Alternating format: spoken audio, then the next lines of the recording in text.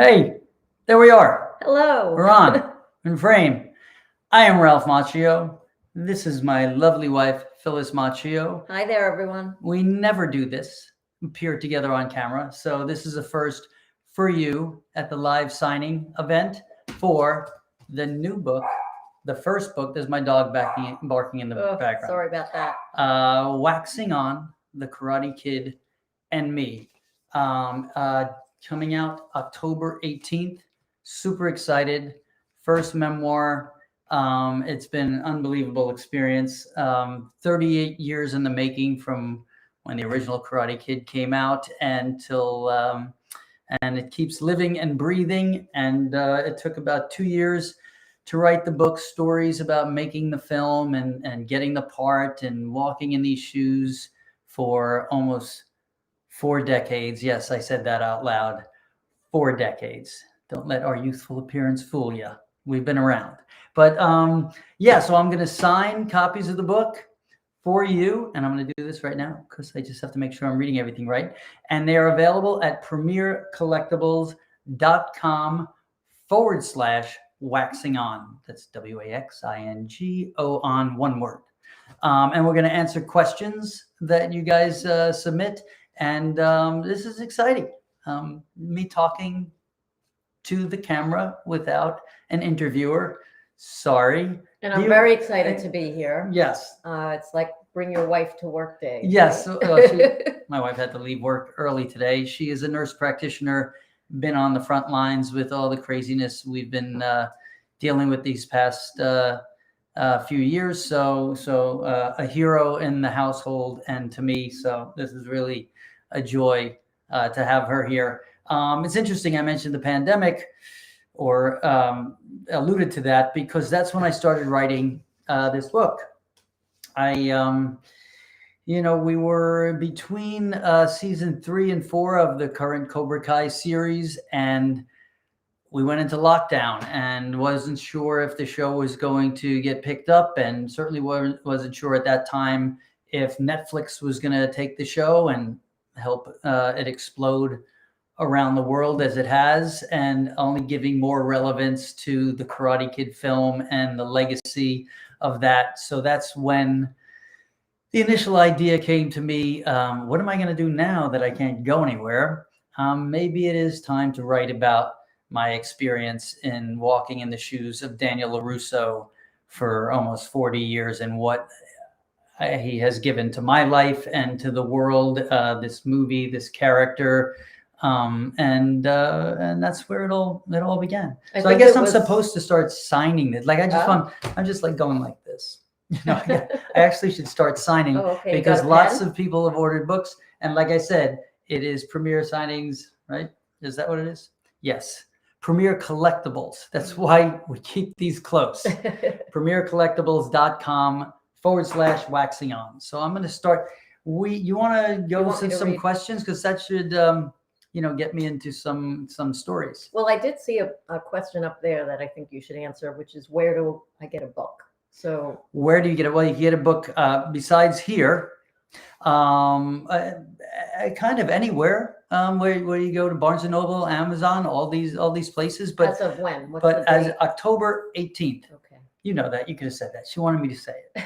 She wanted me to say it out loud. I'm supposed to ask the questions. October 18th. These are the questions that will appear on here. These are priorities. And we are, available all over. October 18th is publication day, less than 1 week away. But right now, I am signing them for you. And here we begin. So give me a question, honey, and then I will. All right. This is a good one from Luden in Brewster, New York. Did you keep any memorabilia from the first movie? Yes, I did. You know the answer to this question.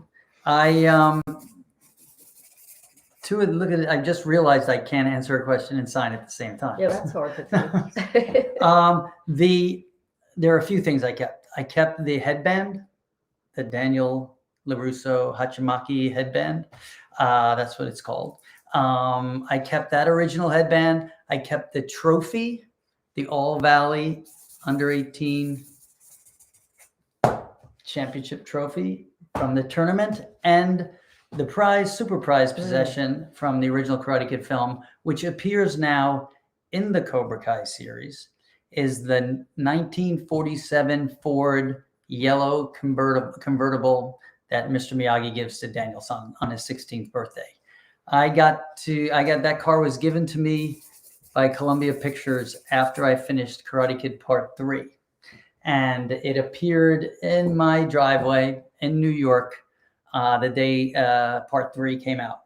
And I kept that car. Not always in great condition, but the folks involved with Cobra Kai, I told them I'd love this car should be in the show. And we got it all cleaned up and shiny and waxed it on and off. Yes, I said it out loud. I know you wanted it, so I gave it to you. So those are 3 awesome pieces of memorabilia from the first movie. Do we have another question? Sure. That's a good question. Ashley from Vale, UK. Mm-hmm. Did you ever ask for an autograph? And if so, who was that person? Do you still have it? And they can't wait for Cobra Kai season 6. Yeah. Oh, wow. Yeah. Cobra Kai season 6, where we haven't been officially picked up, but we're feeling pretty good about it. Season 5 was so much fun. Have I ever asked for an autograph? I think when I was a little. It had to be in sports. Yeah, it was in sports. Yeah. I was a big New York Mets fan. There were some stories about the New York, peppered stories about me being at the '86 World Series back in the day. Duffy Dyer was a catcher behind Jerry Grody. I won't take too much time for those people that aren't over 55. And he was at my Little League dinner or whatever. And I was so pumped up to ask him for an autograph. And he signed it on like a baseball shaped thing. And I don't think like I still baseball? have it. No, a baseball, like a flat piece of paper, like that looked like a baseball. Oh. An image of a baseball. But I was never a big autograph. I got to have his autograph. I don't know why, but hopefully you people are, so we could, give some get some more autograph books out there. Go ahead. Okay. From Andrew in Philadelphia, what is your biggest surprise so far concerning Cobra Kai now that we're heading into season 5? The biggest surprise. The biggest surprise. It's a good question. I think one of the bigger surprises to me is how the story of the Karate Kid Part 3, which was never one of my favorite movies, nor at the top of my resume, and I write about that and the reasons why. It has nothing to do with the amazing cast of that film, but I always felt it never forwarded the character at the time, and it felt I thought it abandoned the story of the Karate Kid Part 2. That was never filled because of the choices that were made by the studio and whatnot. What has surprised me is how using the story from the Karate Kid Part 3, Cobra Kai seasons 4 and 5 have gone to such deeper levels in character and story, and also have brought out an element of Daniel LaRusso that was untapped beforehand. And I got to take deeper dives, certainly in season 5, and going to a kind of a darker place of him having to get swept up and sucked into the Terry Silver of it all, wonderfully played by Thomas Ian Griffith, and working with Yuji Okamoto, chosen Taguchi from Karate Kid Part 2. Using all those pieces from those sequels have enhanced the LaRusso character going forward, and I would have never predicted that. I certainly would not have had, and never had any doubt from the actors, but how even what I considered maybe a shortcoming from one of the sequels is now bearing fruit going forward. So it's just another significant example of how blessed this franchise, wasn't Well, the it's Karate so Kid cool movie. how they bring back all those Yeah. characters in such a great way. And the Really. actors are just knocking it out of the They park. Okay, this is a great question from Louise in Dublin. If you could go back and relive one part of your career, what would you do? That's a great question. Oh, wow. And relive one part. I guess I would. That's a good question. Yeah. I think I did a Broadway show. It was an off-Broadway show. And then it became a Broadway show with Robert De Niro and Burt Young called Cuba and His Teddy Bear. It was in the summer of, it was spring and summer of 1986. And I guess I would say, and I don't have any regrets about that too, or anything. It was just a highlight of my career. But if I could go back and just take it in every single day, all the actors, directors, celebrities, athletes, authors that came to see that show, because it was De Niro's first Broadway production. Exciting. I just, I was so like, well, I was cool and about it, but I think as I got older, I would have maybe taken it less for granted, because it was a little easy at the time, to just consider that this was going to be around forever. I mean, that summer, and I write about this as well in the Waxing On book, is the Mets were in the World Series. Crossroads was a film I did that was just finishing up in the movie theater. Karate Kid 2 was coming out in the movie theater and was actually doing even bigger business than the original. And I was on the Broadway stage with the great Robert De Niro and Burt Young and other fantastic actors. And that was the biggest of it all for me. And I guess to just, go back as an older, say maybe wiser person and sort of really appreciate every moment. But that's youth is wasted on the young, sometimes. We appreciate it more looking back. Yeah. That's for sure. From Paul in Vancouver, how would you compare working on the Karate Kid to working on The Outsiders? Oh, wow, that's a good question. Yeah, both great directors, great films. Great memories for me. The Outsiders hold such a special place. I read that book when I was in 7th grade. I was 12, yeah. And I never forget reading that book in school, what it meant to me, the effect it had on me, written by a 16-year-old girl, S.E. Hinton, who I am actually going to see very soon in Tulsa, Oklahoma on the book tour. And excited that she's going to be a moderator in my appearance down there. But The Outsiders, Johnny Cade, that character meant so much to me as a young reader, but then having the dream come true opportunity to play the role, directed by the great Francis Ford Coppola. The Karate Kid came right after that, directed by the great John Avildsen. Working with these two filmmakers, Coppola, The Outsiders, and Coppola, The Godfather, and The Conversation, and Apocalypse Now. John Avildsen directed Rocky. I was really, blessed with beyond good fortune of coming up and starting out with filmmakers like that. The ensemble element of The Outsiders, there was really a kinship between all us guys who turned out to every actor and actress in that film has turned out to have enormous Great careers. Success, yeah. There was a sort of theater camp feeling with The Outsiders. Coppola created that, where we do improvisation and sense memory exercises, a lot of acting exercises, and would rehearse out on the locations. The Karate Kid, I was in virtually every frame of, so it was a lot more. Every day was filled, and I write about this in the book as well. I had an itinerary day of training, soccer training, martial arts training, BMX bike training, which I sucked at. Really was not great on the bike. I think I mentioned that too.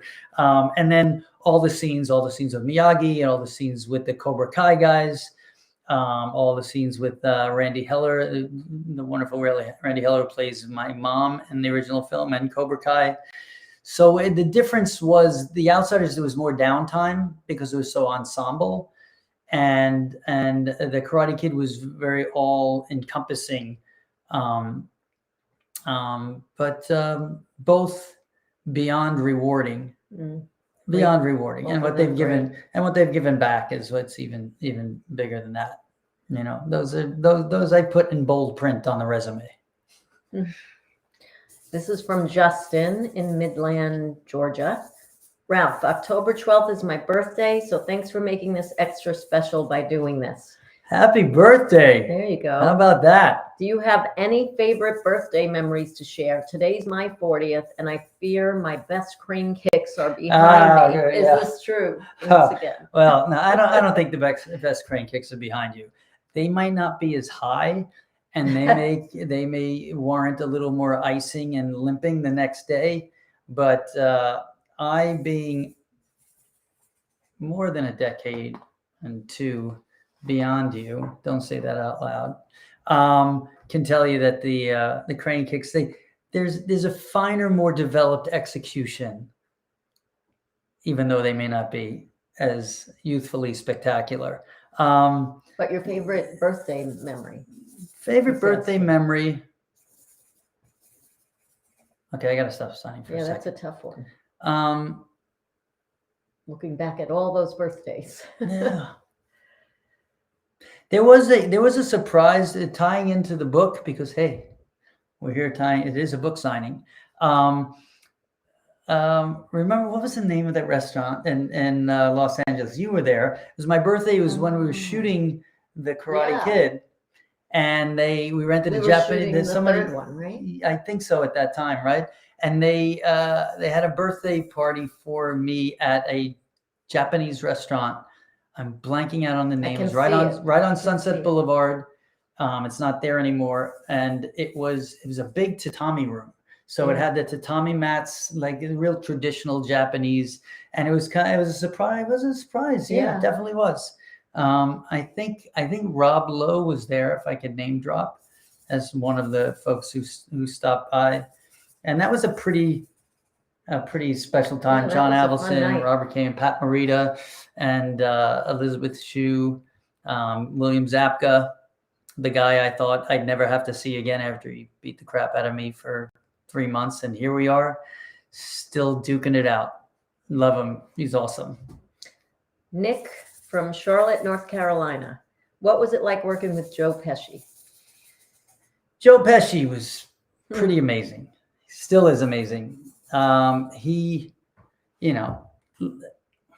he's funny. Everyone says this thing. Is he funny?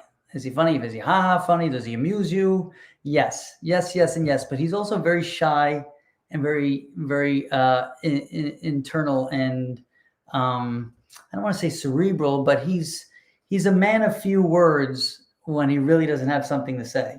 Where I, on the other hand, sometimes have nothing to say and I'm still talking. So I envy his ability for that. He was, but he is funny. He's hilariously funny.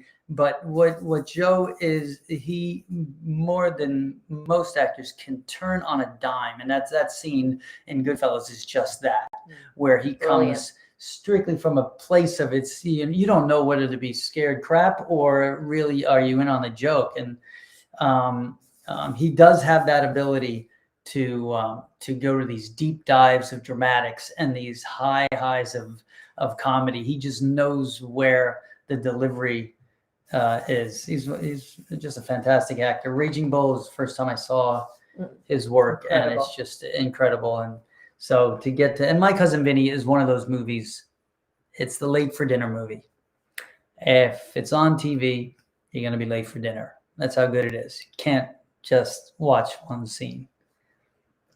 All right. Rachel from Horwich, UK. Hi, Ralph. What is your favorite Cobra Kai episode of all 5 series so far, and why?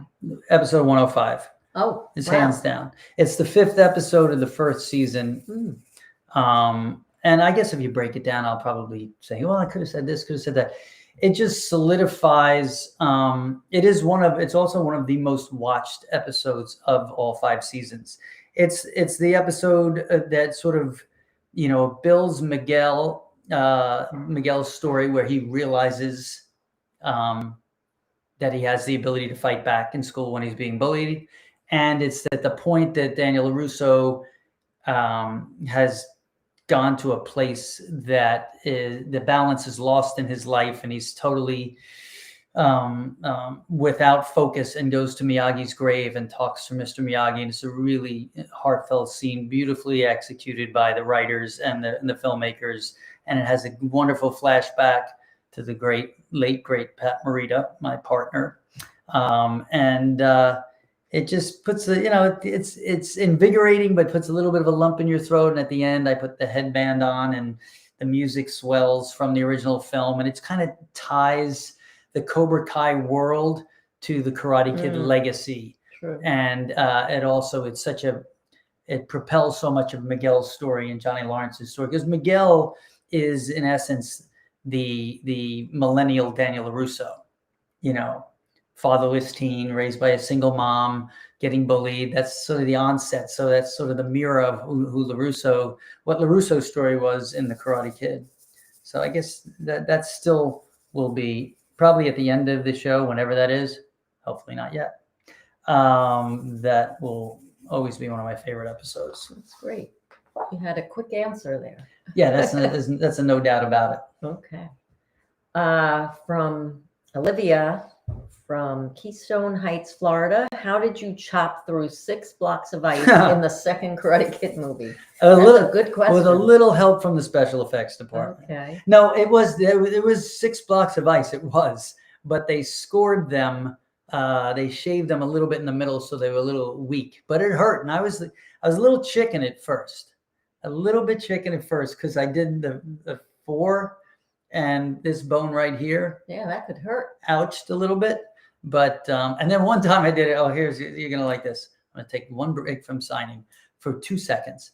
And remember, premiercollectibles.com/waxing on, signing books for you guys. I'm supposed to do that every couple of minutes. Okay. So one take with the ice chopping, I actually, instead of coming this way, I actually used the palm to push the ice, because this bone hurts a bit. Yeah, but this has padding on it. Yeah. And they're like, cut, not working. You can't do this. And we got to get back to it. So that's all right. That's an anecdotal story. Julia from Sacramento, California. I've been a teacher now for 2 years. Always felt the Karate Kid series was really about the importance of good teachers. How have teachers impacted you or the series? It's great. Great question. Yeah. It is mentor teachers. I mean, it's the Karate Kid. It is student teacher, and teachers have can have such a profound effect on anyone's life. That's got to be the beauty of it. I mean, you're actually forming and changing lives. I've been asked, if you couldn't do this, what would you do? And being a teacher would be just so fulfilling, and it's interesting. In Cobra Kai, I get to play the sensei, so I get to not be the student, whereas in the Karate Kid, I was, even though this sensei makes mistakes constantly, so he needs to be taught. But I had theater arts, English theater arts teacher, and a chemistry teacher, horrible at chemistry. That's this side of the GC. There's the math and science smartness, not this side. Thankfully, both our kids got that side. But they were, they felt like they were cheerleaders to me. And even when I wasn't doing well in a class, or when I was doing well in a class, feeling that there was someone in my corner was I think, during that middle school and early high school time, because I didn't deal heavily with bullying, but I was, I did have my share of having to navigate the difficulty of adolescence, which speaks to the point and on point to the Karate Kid and to Daniel LaRusso. So having, not necessarily the Miyagi in my corner, but someone who I felt was supportive, was really inspirational in my young life. And I think teachers have that ability to inspire in such a way. It's a very rewarding career. One of the questions up here, how long did it take you to learn karate? So how long before the first film? Is that a setup? Because I'm not that great at. No, I think but you did have 5 to weeks. learn I had for the 5 film. weeks. I had 5 weeks for the original film. Yeah, John Avildsen, our director who directed Rocky, as I mentioned before, I couldn't argue with him. He directed Rocky and won an Academy Award. So when he said another 2 hours, keep working, I'd be like, really? What do you know? I guess you know. It was a lot of hard work, but it seemingly all paid off. Audrey from Quebec, Canada. What member of the young cast of Cobra Kai series reminds you the most about yourself when the first Karate Kid movies were filmed?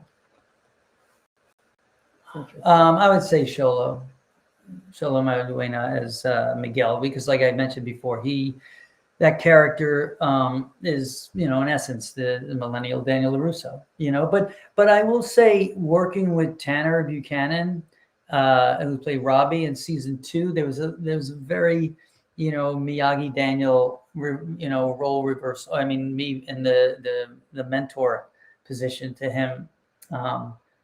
There were moments there, and I also enjoy working with in later seasons Jacob Bertrand as Hawk/Eli. What fun! Yeah. Okay, Katie Sawyer from the UK. What is it like visiting Tulsa after all these years, and how does it feel hearing new generations tell you to stay gold? And when are you coming to the UK? Not necessarily in that order. I got to give a thank you for that question, and all of the friends and fans in the UK that have been asking. I think that time will come. It's been a little, crazy, certainly these last 2 years, and I haven't really kind of left the home base too much. But I feel the love over there, and I need to pay a visit for sure. So thank you for that. So this was the Outsiders question, right? This was Tulsa. Feel it's great to go to Tulsa. Say stay gold and go into Tulsa. Yeah, yes. As I enter the state golden years, Mm-hmm. I love going to Tulsa. I mean, that was that making that film was, like I said, I read that book. I mean, I got to live out a dream and playing that role, and S.E. Hinton, who I will see next week. It's full circle. Johnny Cade's the best part in the movie. Just between us. I will mention this again, premiercollectibles.com/waxing on to get your autograph, book plate, book, all that stuff is happening for the newly released on October 18th, Waxing On. Can't wait. The Karate Kid and me.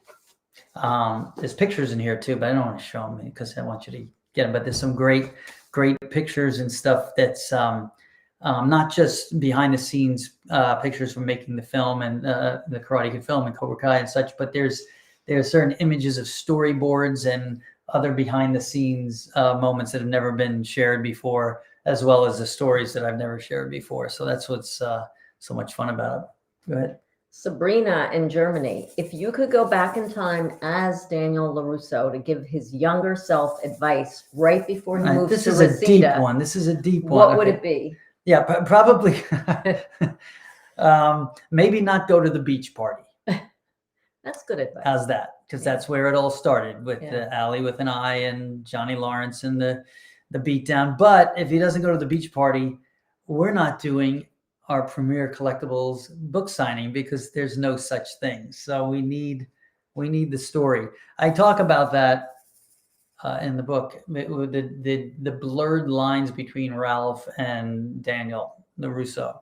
The biggest difference is that Daniel is a little more knee-jerk, act now, think later. I'm a little more, maybe a lot more analytical, or a lot more,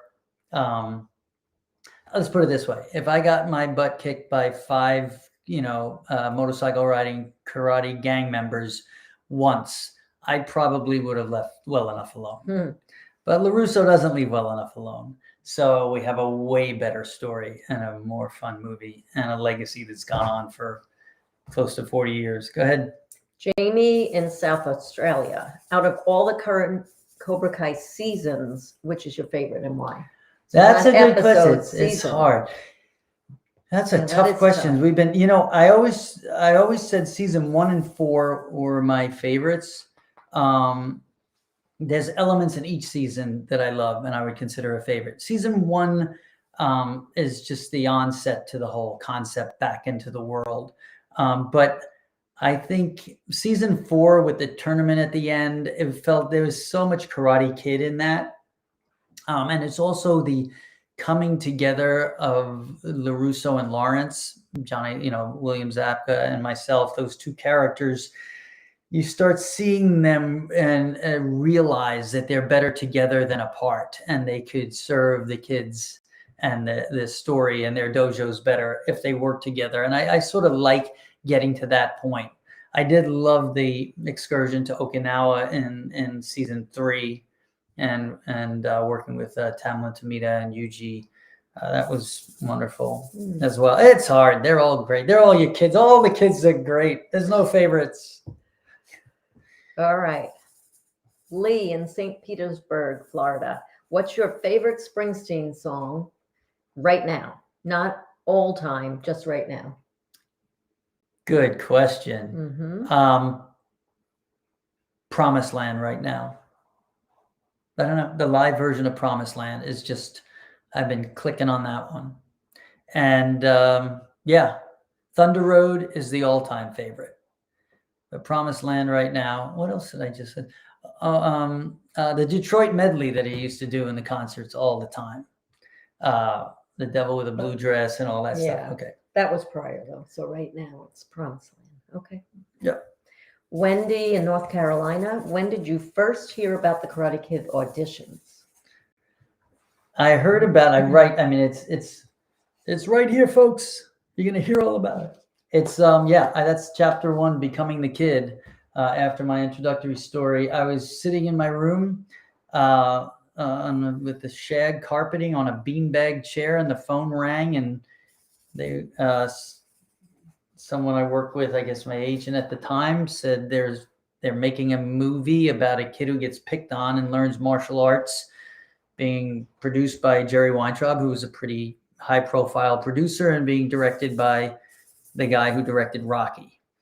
And they said the name of the movie was The Karate Kid. And I write explicitly I go into detail about this on how I thought it was the stupidest title ever. I don't want to give too much away of that story because it's really funny how I warmed up to me and became something I'm carrying around for 40 years. But picked up the phone, and then it was a couple days later, I was on a train to New York City and with my pages in my hand and reading the words of Daniel LaRusso that I'm still doing to this day. Carl in Sydney, Australia. Do you have a favorite martial art film that inspires you? Also, today's my 3-year anniversary. Alyssa and Carl. Happy anniversary. We're at 35 years, so keep it going. Yeah. That's awesome. Favorite martial arts film? Yeah, I did like Crouching Tiger, Hidden Dragon, but the one that influenced me, and I don't know if it's considered a martial arts film, and it might be dated or not as politically correct, but it was called Billy Jack, and I never heard of it. Oh yeah, it was Tom Laughlin, I think was the actor. This is the 70s. Right. And I used to work at at a laundromat. My dad had a laundromat when I was younger. And that was my first job. And the theater was at the end of the shopping center. And I guess I went to the 2:00 show. I was probably supposed to be working at the laundromat, but I went to see the movie. And I wound up seeing it like 2 more times. It was formidable at that time, it was against all odds, a guy who had martial arts training, but it wasn't a traditional, like a Bruce Lee type movie or Enter the Dragon kind of martial arts film. So I got to look at that film again. Yeah. Jogging my memory, you folks. Yeah, it's a good one. Jason from Ridge, New York. How did you start as an aspiring young actor from Long Island? Well, this it ties into our early days. Yeah. I wanted to be Gene Kelly as a kid, the great musical actor, film star, Gene Kelly, the one and only. And so as a little kid, and I write about this early on as well, I would watch these old movie musicals with my mom. So I wanted to be Gene Kelly, like instantly, like as athletic, as smooth, as debonair. This is like at 5 years old. And so I went to tap dance lessons. And in school, I would be in the musicals, never the lead, always like, fifth guy in the back who steps in front and does a little tap number. And I don't think I was great at it, but I had fun doing it. And so then a couple of commercial auditions came from there. And then Bubble Yum was the first one. Yeah. I did 2 Bubble Yum commercials. Yes, do the deep dive on YouTube. And, Bubble Yum gum. Laugh at my expense. The number yum taste in bubble gum. It was a Saturday morning cartoon commercial kind of thing. And then I got a movie audition and got the part, and that led to The Outsiders, Karate Kid, and so on. I got lucky is what it was. But I put the work in as well. All right, Thomas in Switzerland. Did Mr. Miyagi also change your real life? It's interesting because like Ralph and LaRusso are blurred, so are Pat Morita and Mr. Miyagi. I would say to certainly to one point, he was such a big part of that original film and the magic. What I call, and I title in the chapter I write about Pat Morita, is called soulful magic, because that's what he was and that role was. Without that and the Karate Kid, being shot up into the stratosphere for decades now, my life would have been different. So in essence, the answer would have to be yes. And then there are, when you look at the script and the Miyagi-isms that I call them, they pertain to life. Balance in life, balance in marriage, balance in diet. There's,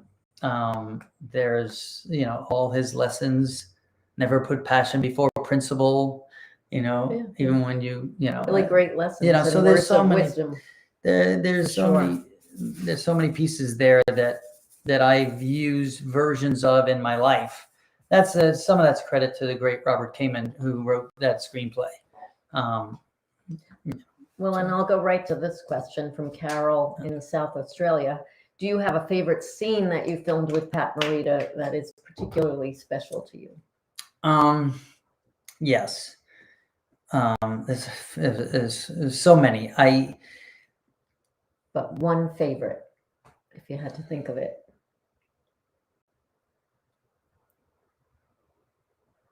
Okay, I would say one of the favorite scenes with him is what we call the Miyagi drunk. Sorry about that. Stop bothering us. We are doing a premiercollectibles.com book signing live. Okay, anyway. Sorry, my phone. Back from that commercial break. So the what we call the Miyagi drunk scene, which when he would talk about losing the tragedy in his life, in Mr. Miyagi's life, it's a great backstory, and that was just, I marveled at watching him, the responsibility he felt to Japanese American culture during that time of World War II, the stain on our country, on the with the internment camps. If you don't know, people of Japanese American descent were put into internment camps during World War II. And so that whole story that he lost his wife and child when he was serving in World War II was just another element to the Karate Kid that makes it far more than just a summer popcorn movie. And seeing him care so much for the character and what the weight of what he was telling through that story, the emotional weight. He always called it his Oscar scene. But yet in between every take, he would, do fart jokes and stuff because he was a stand-up comic at heart. That's one of my favorites too. And also I got to add the one in the backyard when LaRusso learns all the chores are karate moves. Show me wax on, wax off. Show me paint the fence. That's pretty special. That's very special, for sure. Dory in Fulton, Michigan. Hey, Ralph, how have you managed to keep a healthy balance between your family life and your career? Well, you should answer that one. I'll throw you under the bus. No, a lot of it starts here. It starts with us. I think it started with your parents. And my parents, too. yeah. No, I was moving there. They raised you well. The sensibilities of my upbringing. Your values. My values. Integrity is a big word, but I try to live by that. So not sliding down the slippery slopes. Some of that is just once again goes back to my sensibilities and being a little cautious, analytical about things. Maybe that led me not to. Well, I think you always put family first, and that's the key. 100% comes before everything for you. Yeah, I mean that's the beauty of what's gone on with the resurgence with Cobra Kai and the Karate Kid universe is how much my kids that are adults now get to how much they champion the Cobra Kai series and even these original films. How a big part of my past that they didn't know about is now such a big part of the present for them, and including the book itself. Okay. From Walker in Alabama, what was it like to film and act in the Karate Kid 2 with Tamlin Tanita? She's amazing. Yeah, she's so special. I mean, she is just so special. She's not only a beautiful actress and artist, but she is, I tease her that the wind stops and goes around her.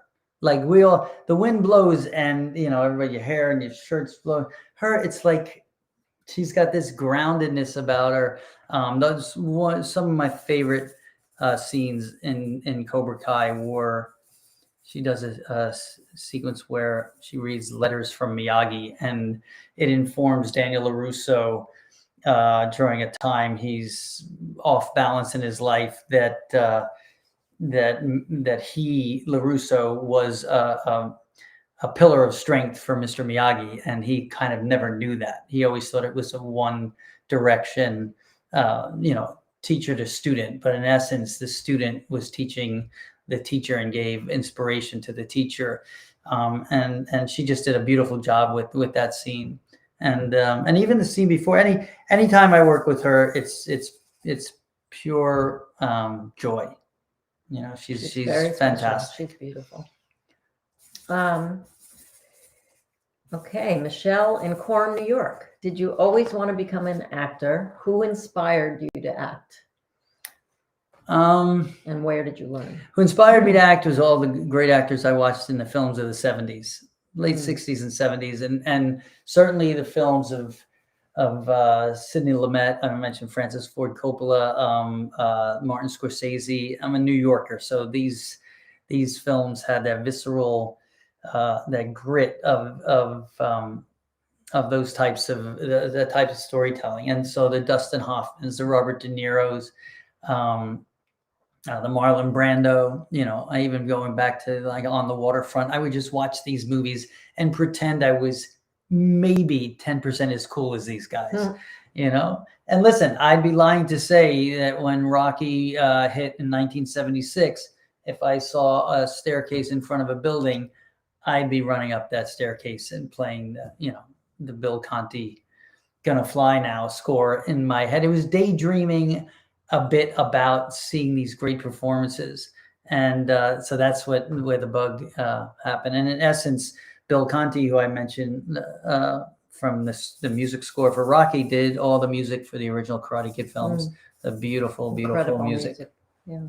Say Premier Collectibles again. Go ahead. What is that, hon? Can you do it all by yourself? PremierCollectibles.com/waxing on. Yeah. See, she doesn't want to put her glasses on I like I have to. I didn't want to get it wrong. Waxing cool. on. Yeah. /waxing PremierCollectibles.com/waxing on. Oh, I forgot the forward. It's okay. All right, Rachel in Stratford, Connecticut. What made you decide to write the book? Good question. Yeah, I mean, I'd been asked. Interestingly, before Cobra Kai hit, I was asked by a few publishing houses, would you ever write a book about the experience of making the Karate Kid film? And more just behind the scenes. That's a big part of the Waxing On book. But once Cobra Kai hit, then I felt that I could write something nostalgic and yet point to more of the contemporary relevance of it. The Karate Kid has never gone away. I mean, the fans never let this movie go away. But having the Cobra Kai at this level with multiple generations, it all of a sudden says, wow, I could tell this story about making how this iconic moment came out of the film and then how we use it in the series today, or turn it on its ear and come from a different perspective. Because every chapter of the book, even though it's about the original film for the most part, is peppered with Cobra Kai. Some chapters more than others. It's because it informs so much how one informs the other. And so that's what kind of lit the fire. And then when I started writing, my book editor, my book agent at the time he said, what you have to do is write a proposal. So I said, well, how do I start a proposal? I know what my introductory story is. I knew that right away. And I wrote that right away. And it's almost verbatim in the book, exactly. And if I say so myself, it's a great introduction story. And then he said, well, just write down some names, titles of chapters. So I decided I wanted it to be 12 chapters. We like even numbers. Yeah, it's a good number. Likes the number 12. And 24. 12 or 24. So for some reason I came up with 12 chapters and I just started writing titles, Soulful Magic, the Zapka Experience. There's The Crane Takes Flight, which is sort of the summer of '84. And then there's Theories and Debates, and there's Do-Overs, and there's Impact and Inspiration. Those people that I've met over the years that this film has had such an inspiring and profound effect. And then all that then the creative juices started going, and I was like, there's a story to tell. And so that was the inspiration for it. All right, great. Let's see. Brandon in Chesterfield, Virginia. Of all the nostalgic guest appearances on the show, which was the most surprisingly emotional for you in a way you didn't expect? Good question. Stop with this. What is this, Oprah? No, that's a good one. Okay, it's a very good question. Read that to me one more time. Of all the nostalgic guest appearances on the show, which was the most surprisingly emotional for you in a way you did not expect? I would have to say, because of all that, which was the most surprising, emotional in a way I didn't expect. It's happened more than once with William Zabka as Johnny Lawrence. The first time was the first scene we played together, and there's a story about this in the Waxing On book. The Karate Kid movie was Miyagi and Daniel. The Cobra Kai part of the Karate Kid movie was like when I got my ass kicked, so it was like less present. And also the element of the mother and son with Randy Heller had a lot of the heart and soul of dealing with being a teenager, a fatherless teen. So when I stepped on the mat in our first scene across from Billy, and we looked at each other and we played the scene out, there was something, it was some element of chemistry that I never felt with him before. And I think it was because of the years that we both shared this movie from two Yeah. totally different vantage points. And we each looked at each other and had this sort of silent conversation that there's something special happening here.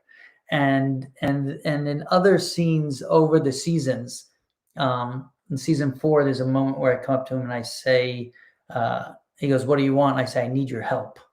And it's in the tournament where I realized that LaRusso has made certain choices based on stubbornness, and so has Johnny Lawrence, and they need to put that aside and be there for the sake of the kids going forward. And I got emotional doing that scene because there was a friendship, a kinship between these two ultimate rivals. That surprised. I wasn't surprised when I did the scene with Tamlin about Mr. Miyagi. I wasn't as surprised with the scenes with Randy Heller as my mom years later. But some of those scenes with Billy, I was surprised. And also, I will add to Yuji Okamoto as Chosen. There's such an affinity for him, and he was such the villain of villains in Karate Kid Part 2. I mean, we fought to the death, and here we are now as close friends moving forward. There's been some emotional moments there as well. Great. Alan in Virginia. Hey, Ralph, big fan. Did you really go to Okinawa when filming The Karate Kid Part 2? If so, what was it like? I really would like to go there. It's where my style of karate comes from. Classic Goju-Ryu style, I'm assuming. That's Miyagi's karate, if you will. No, on the Karate Kid 2 question. Karate Kid 2 was shot in Hawaii, on the island of Oahu. It was the windward side of the island. They built that whole little Tomi village.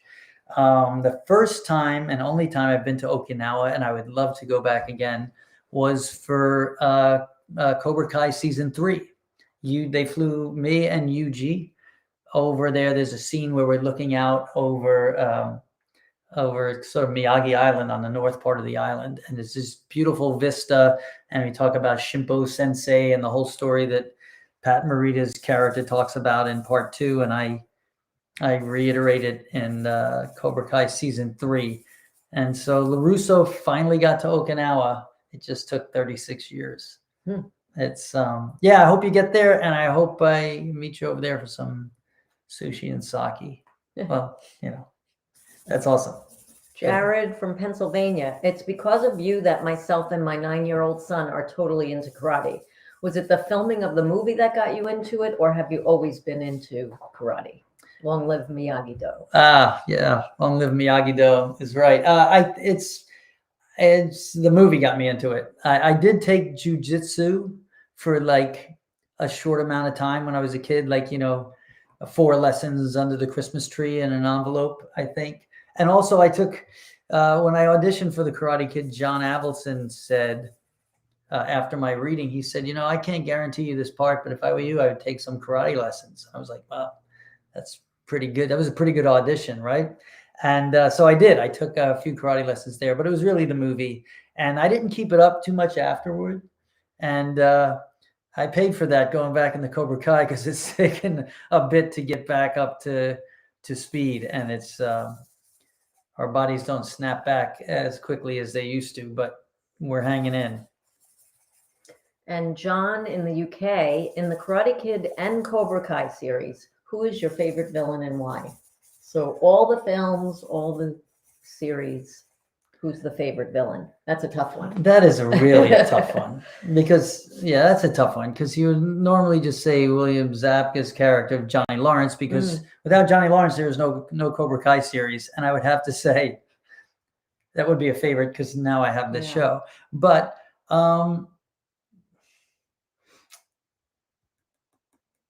it's so hard to say, and Cobra Kai has done such a good job with this, like with Terry Silver, and even with Chosen Taguchi taking the ultimate villain and doing the 180 flip where he redeems himself. It's a tough one, and Johnny Lawrence would always say he's not the villain. He, because no such thing as bad student, only bad teacher, right? So that would make Kreese the terrible villain. It's tough. I'm just tap dancing, folks. I'm tap dancing. They're all equally wonderfully bad. And Loretta in the UK, do you support the National Hockey League? Yes, I support the National Hockey League. I know you do. I know that I've been a answer. hockey fan my whole life. New season starts. I think I'm going tomorrow. I hope. That's right. The Islanders' 50th anniversary season starts tomorrow. Yeah, I like hockey, baseball, football, all sports. Look, I enjoy it. I don't play them as well as I watch them. Kat in Ontario, Canada, want to say thank you for being amazing. And I have to know, what's your secret for looking so damn young? Live signings at premiercollectibles.com/waxing on. That keeps you young. It's my parents' fault. That's what I always say. I mean, I'm blessed with good genes. I try to take care of myself, but it's not always that. It's so hard. It's getting as I age, it's getting more difficult to answer the question of why. So I'll blame my parents and my grandparents. I wrote about this.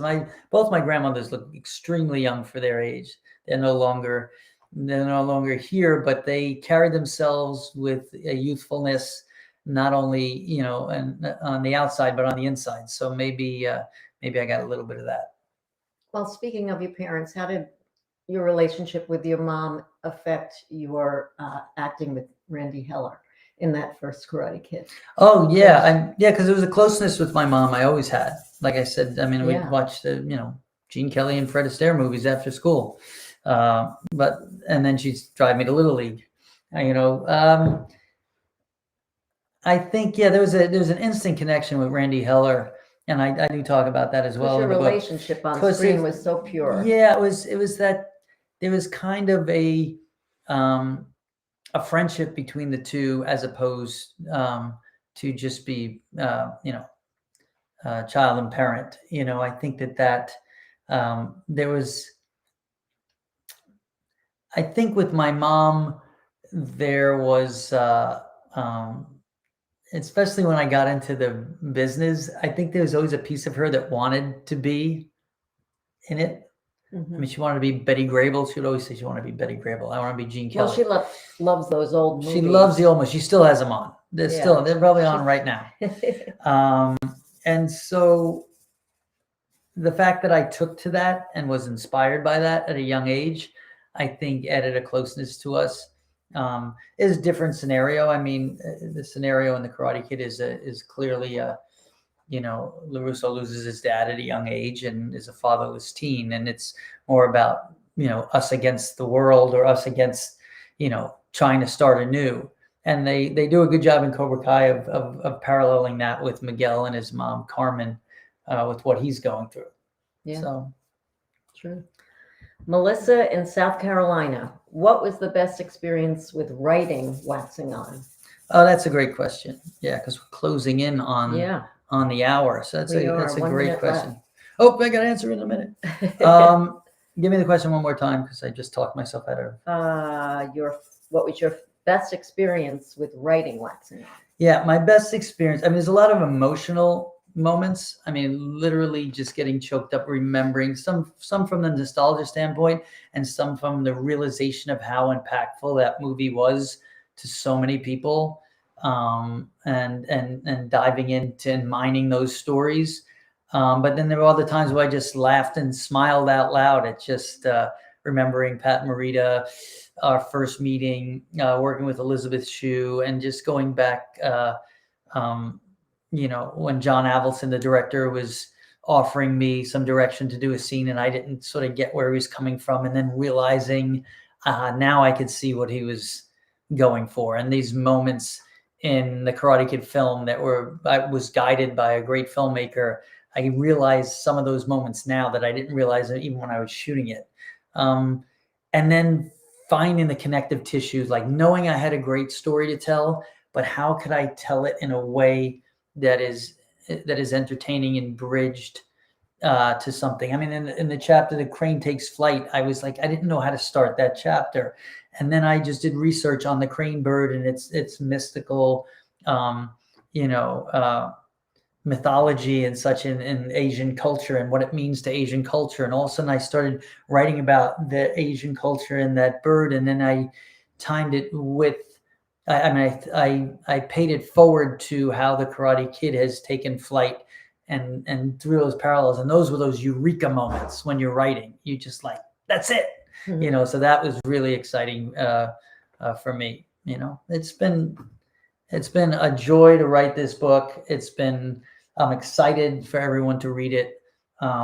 It's, my heart and soul in here, but also the homage to all the people that put the wind beneath the wings that allows this story, this character to impact my life, our lives, everyone's life as a great piece of entertainment, but also a poignant story that continues to give back. So you did a great job. It's an incredible thank you. Yes, story. Phyllis is the only one who I sent, besides my great editor, Jill Schwartzman, at Dutton Books. She was the only one who got sneak peeks. For the most part, it was after chapters were done, though. I was very impressed. It really was a joy to read. Yeah. Well, listen, this has been amazing. I will keep signing because I think more and more people are ordering, and that is incredibly rewarding. And I do not take it for granted. I'm so thrilled and humbled by the interest in the book, and I think you're really going to enjoy it. I hope if half as much as I enjoyed writing it, I am sure it be a positive. So I guess I will sign a few more. Yeah. I will sign a few more because I think I have another minute and a half. So I don't want to cut anybody's time short. But I'm going to sign a few more and then I'll continue after we log out. All right, one more quick question. Just throw me one quick. Well, what was the first scene of the first film you ever shot? First film I ever shot? Of Karate Kid. Oh, Karate Kid. It was on the beach. I was playing soccer with Elizabeth Shue and the guys before, and the kids before the villainous Cobra Kai came down and beat the crap out of Daniel LaRusso for the first time. So that was day one. That was day one. I write about that, and that day, I don't want to tell you what day that is, but it has some significance, and it's in here. Cool. So I don't want to give that away, but that day is not just any day. So pick up the book and you'll find that out at the end of chapter 1. And if that isn't foreshadowing, I don't know what is. Thank you so much. From our home to yours. It's been fun. It's been fun. I was a little nervous about, okay, who's going to interview me? Oh, nobody. You're going to talk to the world. And well, it's been fun to be here. I have my partner in life together to do this. So thank you so much. We had a great time. We're going to wave bye. Bye. And I think that's what we're supposed to do.